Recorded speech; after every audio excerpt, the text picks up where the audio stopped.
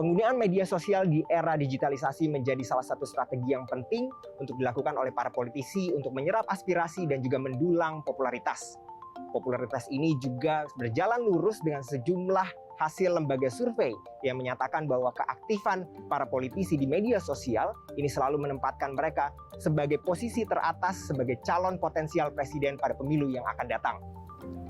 Kita lihat dari akun Twitter saja, misalkan Menteri Pertahanan Prabowo Subianto dengan pengikut sebanyak 4,5 juta di akun Twitternya. Kemudian diikuti oleh Gubernur Jawa Barat Ridwan Kamil dengan 4,4 juta pengikut, dan kemudian Gubernur DKI Jakarta Anies Baswedan dengan 4,2 juta pengikut, dan terakhir Gubernur Jawa Tengah Ganjar Pranowo dengan 1,9 juta pengikut.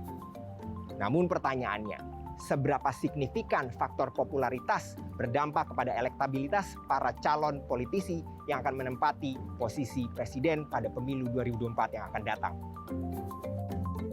Pengamat politik serta peneliti lembaga survei Kedai Kopi, Henry Satrio berpendapat, popularitas dan keaktifan seorang politisi di media sosial tak memiliki dampak yang cukup signifikan terhadap peningkatan keterpilihan atau elektabilitas.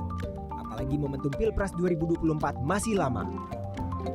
Menurutnya, belum tentu seorang politisi yang memiliki banyak pengikut atau subscriber di akun media sosial akan memiliki jalan yang mudah menuju tangga presiden. Terkait kisru yang terjadi di PDIP, Henry menyebutkan hal yang wajar jika para petinggi PDIP kurang nyaman dengan aktivitas Ganjar di media sosial.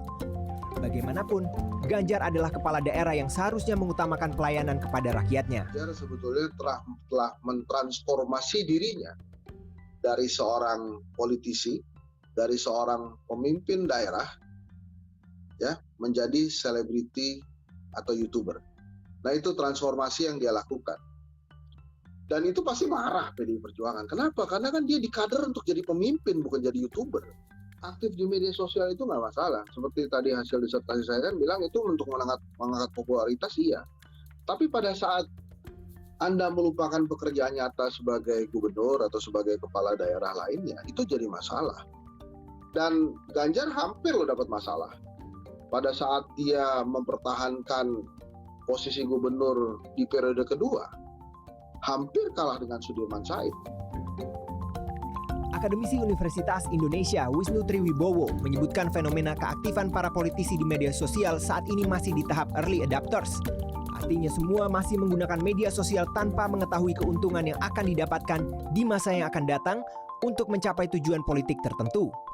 Namun, peran media sosial saat ini menjadi penting karena komunikasi antara politisi dan masyarakat menjadi non-hierarkis dan egaliter karena keduanya bisa berinteraksi secara langsung.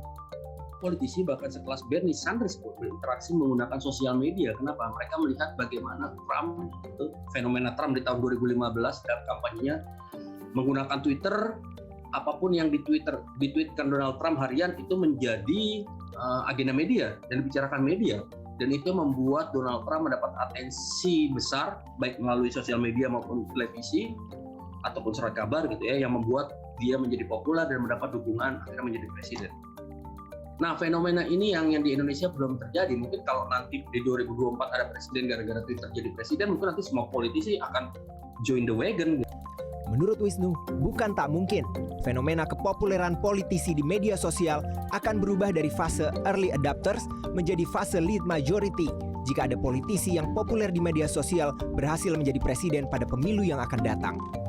Suryo Dolu, Endra Rizaldi, Jakarta.